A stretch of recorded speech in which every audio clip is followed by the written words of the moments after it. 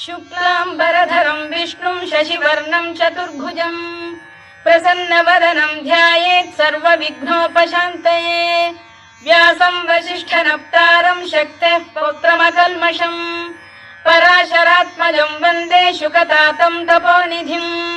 व्यासाय विष्णुरूपाय व्यासरूपाय विष्णवे नमो वै ब्रह्मनिधये वासिष्ठाय नमो नमः। अविकाराय शुद्धाय नित्याय परमात्मने सदैकरूपरूपाय विष्णवे सर्वजिष्णवे यस्य स्मरणमात्रेण जन्म संसारबन्धनात् विमुच्यते। नमस्तस्मै विष्णवे प्रभविष्णवे। ॐ नमो विष्णवे प्रभविष्णवे। श्रीवैशम्पायन उवाच श्रुत्वा धर्मानशेषेण पावनानि च सर्वशः युधिष्ठिरः शान्तनवः